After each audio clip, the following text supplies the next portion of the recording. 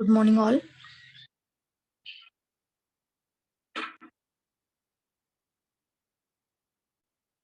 Now we will start. In this lecture, we are going to see troposphere scatter propagation, which is last point of this unit. Am I audible? Yes, ma'am. Okay. Troposphere scatter propagation. Upon ground wave propagation, then space wave propagation, then sky wave propagation, and duct propagation. असे 4 type study केले. हा last type आहे troposphere scatter propagation. Okay. Troposphere scatter propagation. आता नावामध्येच troposphere आहे. आपण duct propagation study केलं. Duct propagation मध्ये पण ट्रोपोस्फेअर हा जो लेअर आहे एअरचा, त्या लेअर मधून वेव्हचं ट्रान्समिशन केलं जात होतं. Okay. In this type of propagation, troposphere scatter propagation, it also uses the troposphere for transmission of waves. Okay. Troposphere is the lower layer of sky. Tropospheric scatter, also known as troposcatter. एक minute.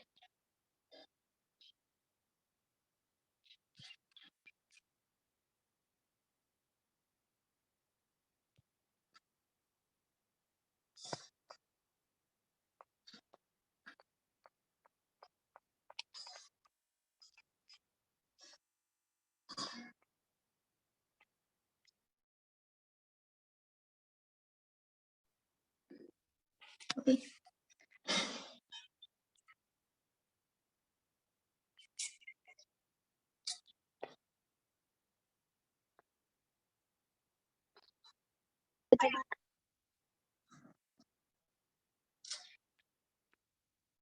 Okay.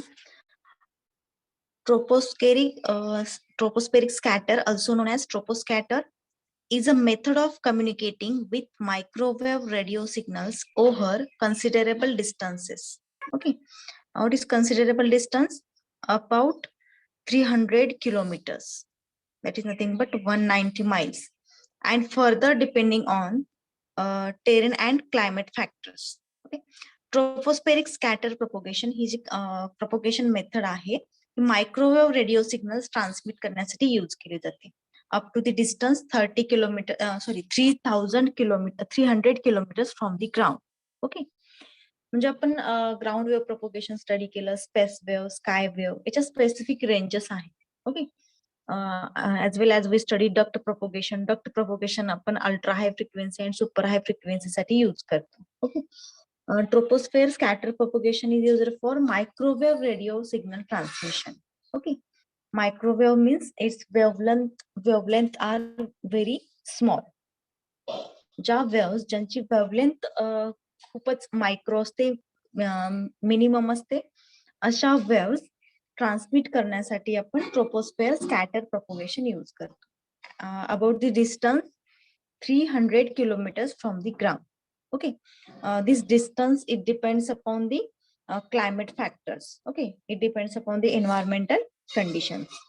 This method of propagation uses the tropospheric scatter phenomenon. What is tropospheric scatter phenomenon? Troposphere. Okay. Troposphere मधला जो higher part आहे, तो part wave transmission साठी use केला जातो tropospheric scatter propagation मध्ये. तर यामध्ये स्कॅटरिंग फिनॉमिनाने यूज केले. What is scattering? Scattering means विखुरणे. ओके. मग स्कॅटर जे वेव्ह ट्रान्समिट केल्या जातात ट्रान्समिटिंग अँटेना कडून ट्रोपोस्फेअर मध्ये, त्या ट्रोपोस्फेअर मध्ये स्कॅटर्ड होते. म्हणजे डिफरंट डिरेक्शनला ते रिफ्लेक्ट होतात. ओके. स्कॅटरिंग मीन्स जेव्हा मल्टिपल रेज किंवा मल्टिपल वेव्ह ट्रान्समिटिंग अँटेना कडून ट्रान्समिट केल्या जातील, त्या ट्रोपोस्फिअर मधल्या अशा एका पॉइंटला येतील की त्या पॉइंट पासून त्या ज्या वेव्ज आहेत त्या विखुरल्या जातील, म्हणजे त्यांचे डिरेक्शन चेंज होतील. ओके. त्या रिफ्लेक्ट होतील, बॅक टू दी ग्राउंड असतील किंवा back reflect towards the transmitter, reflect towards the receiver असेल किंवा स्काय मध्ये रिफ्लेक्ट होतील. ओके. म्हणजे स्कॅटर्ड होतात त्या पॉइंट पासून. तो जो पॉइंट आहे तो असेल स्कॅटरिंग पॉइंट. म्हणजे ट्रोपोस्फेअर मध्ये असा एक पॉइंट असेल, त्या पॉइंटला जे इनकमिंग वेव्हज आहेत त्या स्कॅटर्ड होतात. मग हे स्कॅटरिंग जे आहे कुठल्याही डिरेक्शनला होऊ शकतं, ग्राउंडकडे होईल किंवा रिसिव्हिंग अँटेनाकडे किंवा बॅक टू दी ट्रान्समीटर साईडला पण त्या स्कॅटर होतील. मग हा जो फिनॉमिनन आहे स्कॅटरिंगचा, स्कॅटरिंगचा हा फिनॉमिनन वेव्ह ट्रान्समिशनसाठी यूज केला जातो, मायक्रोवेव्ह रेडिओ सिग्नल ट्रान्समिशनसाठी. ओके, मग यामध्ये स्कॅटर्ड सिग्नल जे आहेत ते ग्राउंडकडे स्कॅटर्ड झालेले अगेन ट्रोपोस्फिअर मध्ये येतील, अगेन रिसिव्हरकडे मूव्ह होतील. ओके, किंवा डायरेक्टली ट्रान्समिटिंग अँटेना थ्रू ट्रोपोस्फिअर मधून स्कॅटर्ड होऊन रिसिव्हरकडे. ओके, अशा वेव्स ट्रान्समिट होतील आणि काही सिग्नल लॉस्ट होतील जे की स्कॅटरिंग होऊन स्काय मध्ये गेले असतील किंवा ट्रान्समीटरकडे रिव्हर्स बॅक रिफ्लेक्ट झाले असतील, अशा वेव्स लॉस्ट होऊ शकतात. So this type of propagation is used for ultra high and super high frequencies. Ultra high आणि सुपर हाय फ्रिक्वेन्सीज असल्यामुळे जरी ते ग्राउंडकडे स्कॅटर झाले, ग्राउंडकडे रिफ्लेक्ट झाले किंवा ट्रान्समीटरकडे, again it is reflected towards the receiver because of its high frequency. High frequency असल्यामुळे जरी ग्राउंडकडे रिफ्लेक्ट झाले किंवा back to the transmitter reflect झाले तर अगेन ते रिफ्लेक्ट होऊन रिसिव्हरकडे येऊ शकतात, तेवढी त्यांच्यामध्ये कॅपॅबिलिटी असते due to the high frequency. Okay, then radio signals are transmitted in narrow beam aimed just above the horizon in the direction of receiver station. Then, as the signal passes through the troposphere, some of the energy is scattered back toward the earth, allowing the receiver station to pick up the signal. Okay, मी आत्ताच तुम्हाला explain केलं की scattering नंतर जे signals आहेत ते रिसिव्हरकडे काही signal reflect होतील, ग्राउंडकडे अर्थकडे रिफ्लेक्ट होतील किंवा ट्रान्समीटर साईडला रिफ्लेक्ट होतील. मग जे रिसिव्हर स्टेशन आहे ते रिसिव्हर स्टेशन स्कॅटर्ड सिग्नल जे अर्थला रिसिव्ह झाले ते पिकअप करण्याची त्यांच्यामध्ये कॅपॅबिलिटी असते, त्यांना अलाउड असतं की ग्राउंडला रिफ्लेक्ट झालेल्या वेव्ह सुद्धा कलेक्ट केल्या जाऊ शकतात receiver station through. Okay, because of its high frequency. Then because the troposphere is turbulent and has a high proportion of moisture, the tropospheric scatter radio signals are refracted and consequently only a tiny proportion of the transmitted radio energy is collected by the receiving antenna. Okay, high proportion of moisture म्हणजे जो troposphere आहे, या ट्रोपोस्फिअर मध्ये हाय proportion of moisture present असतं. Okay, आपण duct propagation मध्ये study केलं की ट्रोपोस्फिअरच्या वरती वॉर्म एअर असते, जसं आपण ग्राउंड पासून हाय डिस्टन्स कव्हर करू तसं एअरची जी हिटिंग कॅपॅसिटी किंवा वॉर्म एअर इन्क्रीज होत जाते. ओके, म्हणजे वॉर्म एअरचा लेअर जनरेट होत असतो. त्याच टाईपने त्या लेअर मध्ये ट्रोपोस्फिअर मध्ये मॉइश्चर प्रेझेंट असतात आणि या मॉइश्चरमुळे सिग्नल्स जे रिसिव्ह होतात किंवा ज्या वेव्हज रिसिव्ह होतात त्या स्कॅटर्ड होतात. ओके, असा एक लेअर तयार होतो मॉइश्चरचा की त्यामुळे इनकमिंग सिग्नल रिफ्लेक्ट होतात ग्राउंडकडे किंवा रिसिव्हिंग अँटेनाकडे, कुठल्याही डिरेक्शनने ते रिफ्लेक्ट होतात आणि रिसिव्हिंग अँटेनाला रीच होतात. Okay, then frequencies of transmission around 2 gigahertz are best suited for tropospheric scatter systems as at this frequency the wavelength of the signal interact well with the moist then turbulent areas of the troposphere, improving signal to noise ratio. Frequencies up to 2 gigahertz are best suited for tropospheric scatter propagation. या टाइपच्या propagation साठी frequency किती असायला पाहिजे? Up to 2 gigahertz. 2 gigahertz frequency असेल तर tropospheric scatter propagation हे well suited आहे for the waves of frequencies up to 2 gigahertz. Okay, it's wavelength is very micro और very less. Microwave signals tropospheric scatter propagation through आपण transmit करू शकतो. Improving signal to noise ratio, with improving signal to noise ratio म्हणजे S/N ratio आपण first unit मध्ये signal to noise ratio पाहिला. Signal to noise ratio it is an ratio of output power to the input power. Okay, हा जो ratio आहे हा ratio ट्रोपोस्फिअर scatter propagation मध्ये जर frequency up to 2 gigahertz consider केली तर हा S/N रेशो इम्प्रूव्ह होतो. Okay, then tropospheric scatter propagation is a means of beyond the horizon propagation of ultra high frequency signals. आपण स्टार्टिंगलाच बघितलं ट्रोपोस्फिअर स्कॅटर प्रोपोगेशन हे अल्ट्रा हाय फ्रिक्वेन्सी आणि super high frequency microwave radio signal transmit करण्यासाठी use करतो beyond the horizon. Beyond the horizon that is nothing but ultra high frequencies. Okay, tropospheric scatter propagation uses certain properties of the troposphere, the nearest portion of the atmosphere within about 15 kilometer of the ground. Ground पासून near about 15 kilometre environmental conditions नुसार किंवा season two season हे जे layers आहेत एअरचे च distance increase किंवा decrease होऊ शकतं. मग हा जो ट्रोपोस्फिअर आहे हा troposphere within about 50 kilometre of the from the ground present असतो. ओके, मग याच्या प्रॉपर्टीज काय आहेत? ट्रोपोस्फिअर स्कॅटर प्रोपोगेशनच्या यामध्ये मॉइश्चर प्रेझेंट असतं आणि मॉइश्चर प्रेझेंट असतं त्या लेअरच्या अप्पर पार्ट मध्ये वार्म एअरचा लेअर असतो. ओके, मग या प्रॉपर्टीज मुळे ज्या काही इनकमिंग सिग्नल्स आहेत किंवा इनकमिंग वेव्ज आहेत त्या स्कॅटर्ड होतात किंवा रिफ्लेक्ट होतात रिसिव्हर कडे किंवा अदर कुठल्याही डिरेक्शनला. मग हा जो कॉन्सेप्ट आहे हे जे प्रिन्सिपल आहे हे रेडिओ वेव्स किंवा मायक्रोवेव्ह ट्रान्समिशन साठी कन्सिडर केले जातं, घेतले जातं, यूज केले जातं. Okay, scatter propagation of radio waves caused by irregularities in the refractive index of the air in the troposphere.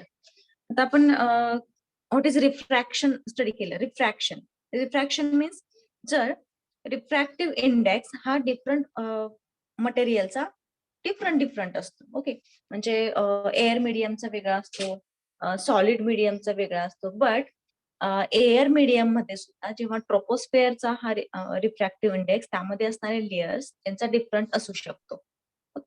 म्हणजे जर वॉर्म एअर असेल तर त्याचा रिफ्रॅक्टिव्ह इंडेक्स वेगळा असतो, कूल्ड एअर असेल तर त्याचा रिफ्रॅक्टिव्ह इंडेक्स वेगळा असतो. मग हे जे रिफ्रॅक्टिव्ह इंडेक्स डिफरंट असतील तेव्हा काय होईल की जे वेव्ज आहेत त्या रिफ्रॅक्ट होतील. रिफ्रॅक्शन ऑकर होईल. मग हे जे रिफ्रॅक्टिव्ह इंडेक्सची इरेग्युलरिटी आहे म्हणजे एअर वरती डिपेंड कशा टाईपची एअर आहे. मॉइश्चर जास्त प्रेझेंट असेल तर त्याचा रिफ्रॅक्टिव्ह इंडेक्स वेगळा असू शकतो. ओके, ड्राय एअर असेल तर त्याचा रिफ्रॅक्टिव्ह इंडेक्स वेगळा असेल. मग ही जी इरेग्युलरिटी आहे रिफ्रॅक्टिव्ह इंडेक्सची यामुळे स्कॅटरिंग होतं सिग्नल्स. ओके, आणि मग हा जो फिनॉमिनन आहे स्कॅटरिंगचा हा परफॉर्म होतो आणि tropospheric scatter propagation through waves propagate केल्या जाऊ शकतात about the distance 180 to 300 miles. Okay, then as shown in figure, तर डायग्राम मध्ये दाखवलंय बघा. ट्रान्समिटिंग स्टेशन, रिसिव्हिंग स्टेशन असे दोन ट्रान्समीटर आणि रिसिव्हर या दोन्हीमध्ये कम्युनिकेशन परफॉर्म करायचे म्हणजेच वेव्ह प्रोपोगेट करायचे. Transmitting station through receiving station. Okay, transmitting antenna waves transmit करेल, continuously transmit the waves and receiving antenna continuously receives this transmitting antenna ने ट्रान्समिट केलेला वेव्स हा रिसिव्हर रिसीव्ह करेल. ओके, मग हे वर्क त्यांचं कंटिन्युअसली चालू असेल.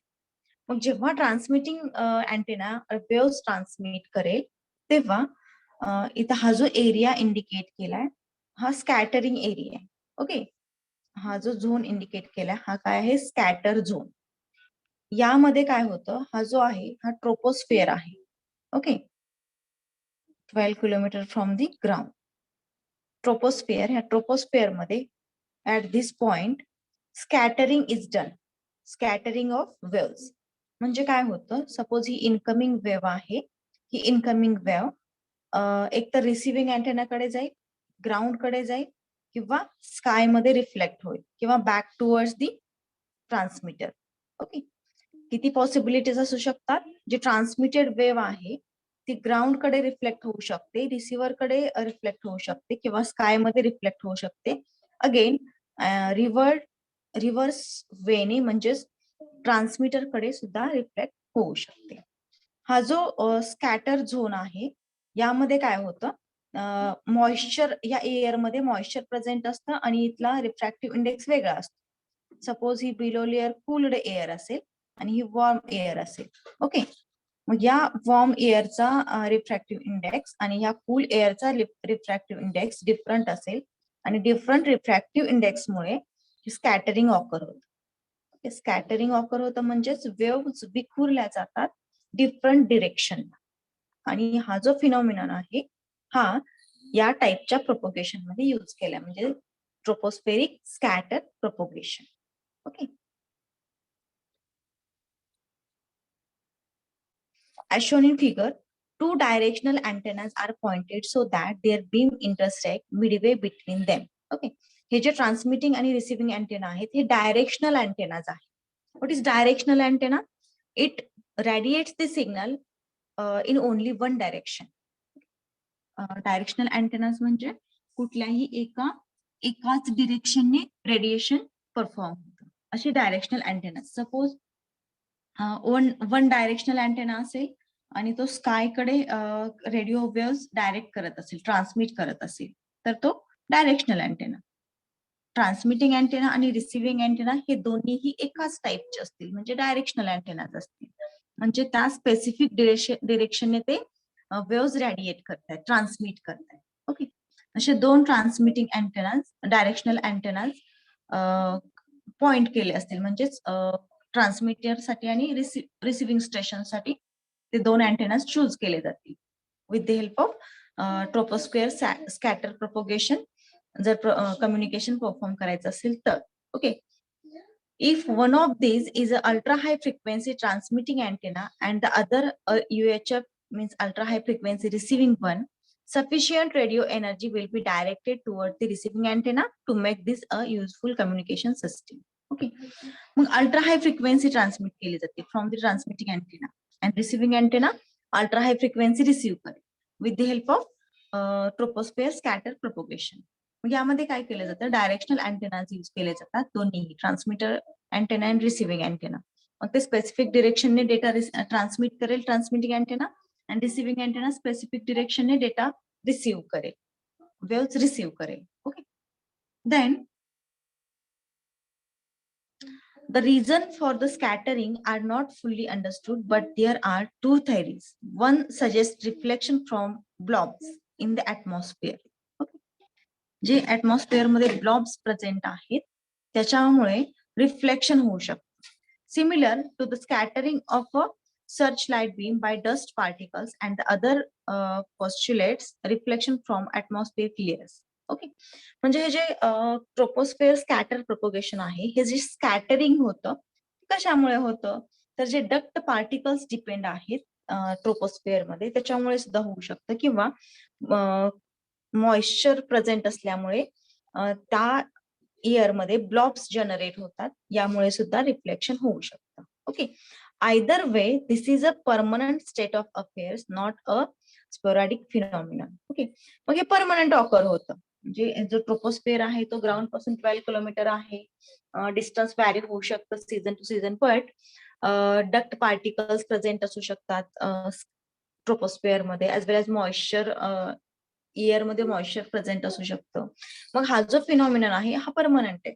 ते नॅचरली या लेअर मध्ये डक्ट प्रेझेंट असते, मॉइश्चर प्रेझेंट असतं, त्यानंतर जी एअर असेल ती वॉर्म एअर असते. या सगळ्या रिझन्समुळं हे जे प्रोपोगेशन आहे स्कॅटर प्रोपोगेशन हे पॉसिबल होतं. Okay, this is permanent phenomena. Then tropospheric scatter. What is tropospheric scatter?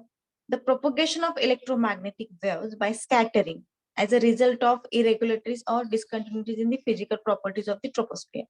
Already आपण बघितलं की रिफ्रॅक्टिव्ह इंडेक्स मध्ये इरेग्युलरिटीज असते म्हणजे डिफरंट एअर मधले जे डिफरंट लेयर्स आहेत त्यांचे रिफ्रॅक्टिव्ह इंडेक्सेस वेगवेगळे असतात आणि हे डिफरंट रिफ्रॅक्टिव्ह इंडेक्स असल्यामुळे स्कॅटरिंग ऑकर होतं आणि मग वेव्स ह्या ट्रान्समिट होतात from the transmitting antenna to the receiving antenna. Okay, आणि हे जे ट्रोपोस्फिअर स्कॅटर प्रोपोगेशन आहे हे microwave, ultra high frequencies, super high फ्रिक्वेन्सीजच्या डेटा ट्रान्समिशन साठी यूज केलं जातं. ओके, हे जे बिलो दिले ते एक्सप्लेनेशन सेम तेच आहे. The area of scatter offering is often non as scattering volume. आणि या डायग्राम मध्ये दाखवल्याप्रमाणे की जो एरिया ज्यामध्ये स्कॅटरिंग ऑकर होतं त्याला म्हणायचं स्कॅटर व्हॉल्यूम. यामध्ये स्कॅटर व्हॉल्यूम हा शेडेड पोर्शनने इंडिकेट केलाय. Okay, the area in which scattering occur is known as scatter volume. हा जो एरिया आहे तो असेल scatter volume. Then this scattering volume is based on the gains of antenna used for transmitter and receiver. आणि हे जे scattering व्हॉल्यूम आहे म्हणजे तो एरिया आहे तो कशावरती डिपेंड आहे? The gains of antennas used for transmitter and receiver, okay, which are more sensitive in nature and high gain antennas. म्हणजे आपण डायरेक्शनल अँटेना यूज करतोय, ट्रान्समिटिंग अँड रिसिव्हिंग अँटेना. हे जे अँटेनाज आहेत त्या अँटेनाचा गेन हाय असायला पाहिजे. ओके, गेन हाय असल्यामुळे काय होतं? स्कॅटरिंग व्हॉल्यूम हा गेन वरती डिपेंड आहे. जर गेन हाय असेल तर हा स्कॅटरिंग व्हॉल्यूम हाय असेल, गेन लेस असेल तर स्कॅटरिंग व्हॉल्यूम लेस असेल. Okay, the troposcatter requires high power transmitter and receiver. Troposphere scatter साठी जे ट्रान्समीटर आणि रिसिव्हर्स आपण यूज करतो, ट्रान्समीटर स्टेशन आणि receiver station, it requires high power for the transmission of the waves, okay, which are more sensitive in nature and high gain antenna. The data can be transmitted very conveniently with troposcatter. आणि मग data ट्रोपोस्कॅटर propagation use करून transmit केला जातो. But we require high gain antennas, that is nothing but directional antennas, and we require high power transmitters and receivers. Okay. Then applications of troposphere scattering. Okay, what are the applications of troposphere scattering? First, tropospheric scatter propagation is used for point-to-point communication. Okay, point-to-point communication साठी troposphere scatter propagation use केलं जातं. As well as we already seen, tropospheric scatter propagation is used for microwave, radio waves transmission. Okay, at ultra high and super high frequencies. A correctly designed tropospheric scatter circuit will provide highly reliable service for distances ranging from 50 miles to 500 miles.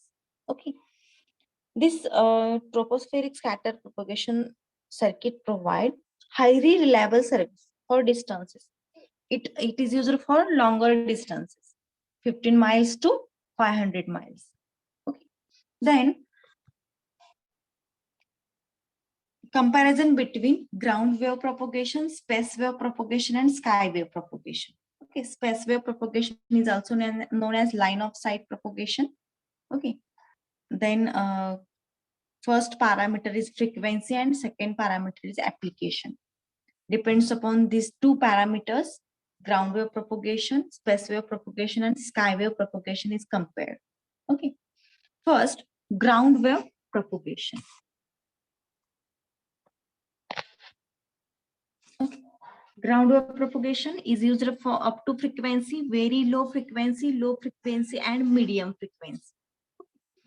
Very low frequency, and medium frequency signal transmit करण्यासाठी ground wave propagation use केले जाते.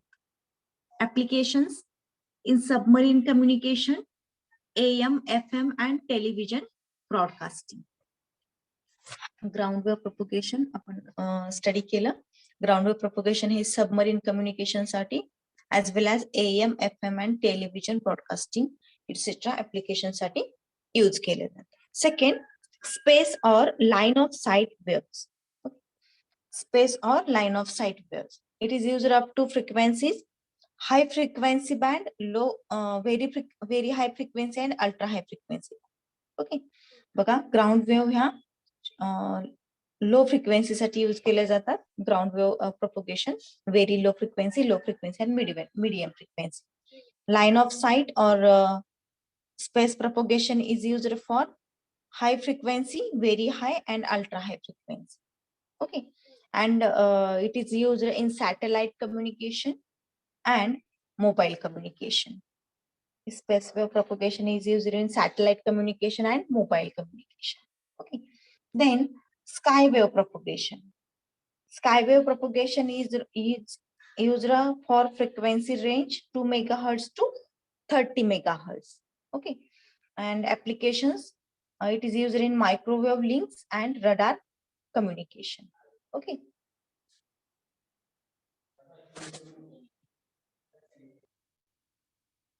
Okay, we will revise it. Troposphere scatter propagation. Troposphere scatter propagation. Tropospheric scatter, also known as troposcatter, okay, is a method of communicating with microwave radio signals over considerable distances, often up to 300 kilometers, and further depending on the terrain and climate factors. Okay, हे जे tropospheric scatter propagation आहे, it is also known as troposcatter. Okay, is a method of communicating with microwave radio signals. Okay, microwave signal radio signal transmission साठी tropospheric scatter propagation use केलं जातं आणि up to the distance 300 kilometres या टाइपचं propagation use केलं जातं. Okay, then this method of propagation uses the tropospheric scatter phenomenon, where radio waves at ultra high frequency and super high frequencies are randomly scattered, okay, as they pass through the upper layers of the troposphere. आपण different layers of the sky study केलं. यामध्ये जो lower layer आहे तो आहे ट्रोपोस्फिअर layer. Okay, मग या ट्रोपोस्फिअर मधून अल्ट्रा हाय फ्रिक्वेन्सी आणि सुपर हाय फ्रिक्वेन्सीज या स्कॅटर्ड केल्या जातात. ओके, स्कॅटर केल्या जातात म्हणजे काय केलं जातं की या लेयर मध्ये, ट्रोपोस्फिअर लेयर मध्ये जे लेयर्स आहेत एअरचे, याचा जो रिफ्रॅक्टिव्ह इंडेक्स आहे यामध्ये इरेग्युलरिटी आहे. म्हणजे डिफरंट लेयरचे रिफ्रॅक्टिव्ह इंडेक्स वेगवेगळे आहेत. मग यामुळे काय होतं, रिफ्रॅक्शन ऑफर होतं आणि ज्या वेव्स ट्रान्समिट होत आहेत त्या ऍट अ सर्टन पॉइंट ला त्या वेव्स रिफ्लेक्ट होतात ग्राउंड कडे, बॅक टू द ट्रान्समीटर और इन द स्काय और टुवर्ड्स द रिसिव्हर.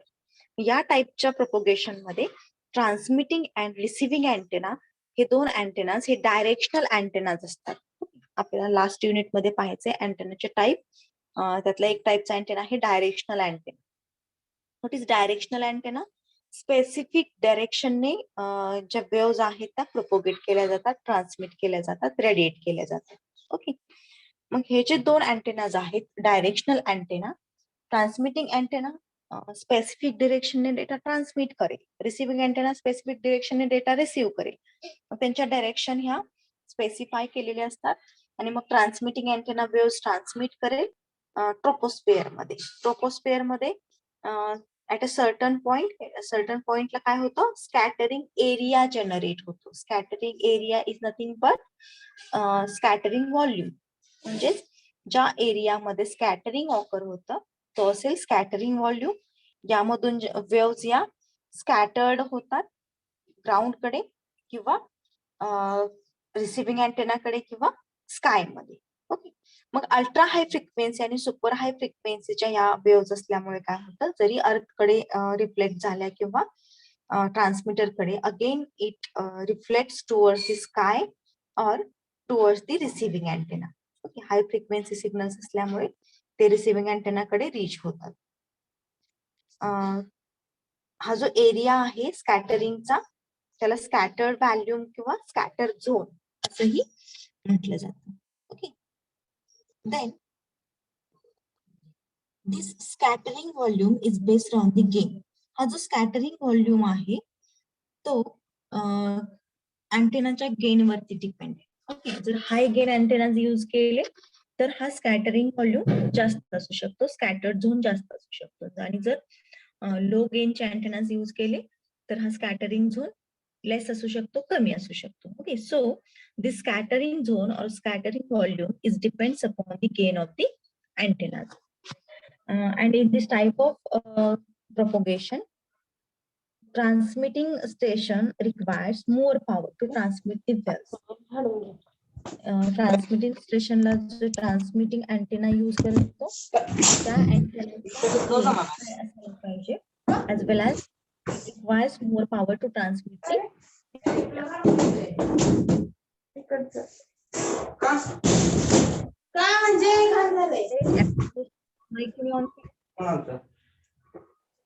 तू कोण आलत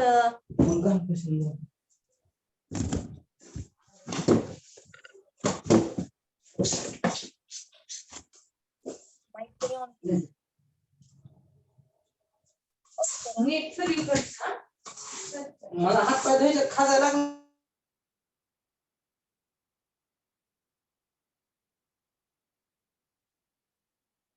Okay. Applications of troposphere scatter propagation. Tropospheric scatter propagation is used for point-to-point communication. Okay, it is used for point-to-point communication, as well as a correctly designed tropospheric scatter circuit will provide highly reliable service for distances ranging from 50 miles to 500 miles. Okay, then we studied comparison between ground wave, space wave, and sky wave propagation. In this, we studied first frequencies for this type of propagation and then applications for that. First, for ground wave, frequencies up to very low frequency, and medium frequency. Then for space wave, high frequency, very high frequency, and ultra high frequency. And for sky wave, 2 megahertz to 30 megahertz. Then we studied the applications. Ground waves propagation is used in submarine communication, AM, FM, and television broadcasting. Space propagation is used for satellite communication and mobile communication. Skywave propagation is used for microwave link and radar communication. Okay. या पॉइंटच्या end नंतर आपला हा unit संपतो. बघा first यामध्ये आपण काय काय स्टडी केलं. Concept of propagation of radio waves, then ground wave propagation, sky wave propagation. Sky wave मध्ये काही concept होता, virtual height, actual height, then critical frequency, maximum usable frequency, skip zone, and concept of fading.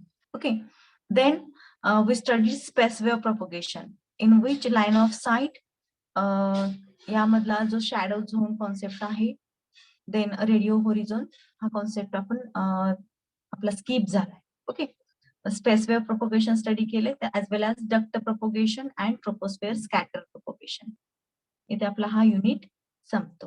Okay, next लेक्चरला आपण या unit वरती कशा टाइपचे MCQ विचारले जाऊ शकतात, ओके, हे रिवाइज करूया किंवा स्टडी करूया.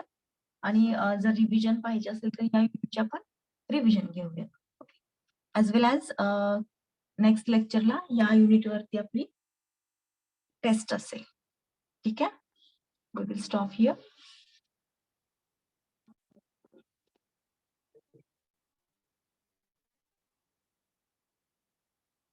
Okay, you may attend us. Roll number 1.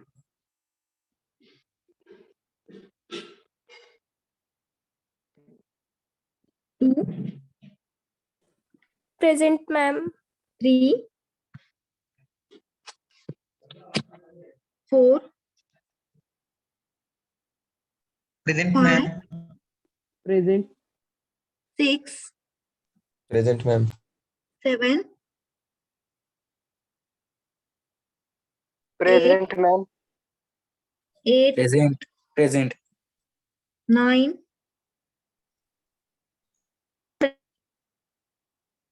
10. Present, ma'am. 11. 12.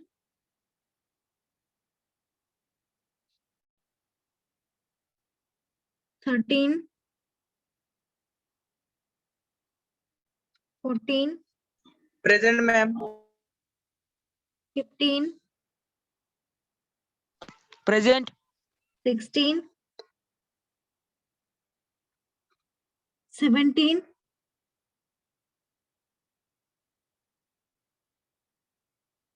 18,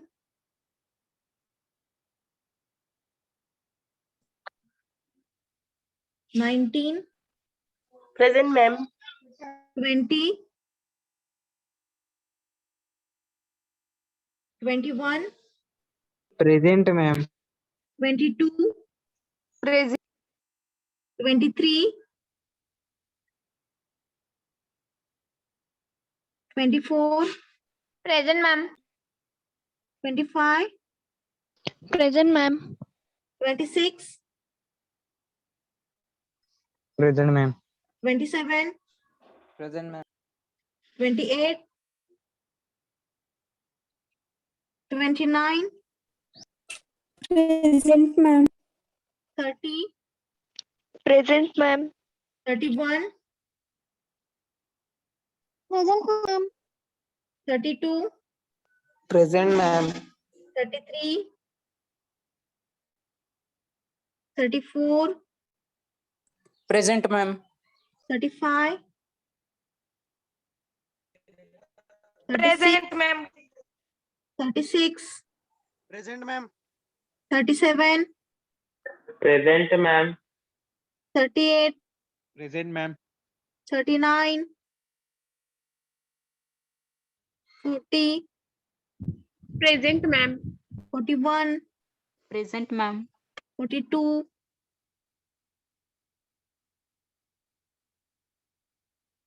43, Present, ma'am. 44, Present, ma'am. 45, Present, ma'am. 46, Present, ma'am. 47, 48, Present, ma'am. 49, Present, ma'am. 50, 51, 52, Present, ma'am. 53, 54, Present. 55, 56, Present, ma'am. 57, 58, 59, Present, ma'am. 60, Present, ma'am. 61, Present, ma'am. 62, 63, Present, ma'am. 64, Present, ma'am. 65, Present, ma'am. 66, Present, ma'am. 67, Present, ma'am. 68, Present, ma'am. 69, Present. 70, 71, Present, ma'am. 72, Present, ma'am. 73, 74, Present, ma'am. 75, 76, 77, 78, 79, 80, 81, 16 present, ma'am. 16, 23 present, ma'am. 23 present. 23. Okay. 47 present, ma'am. 57. 57 present, ma'am.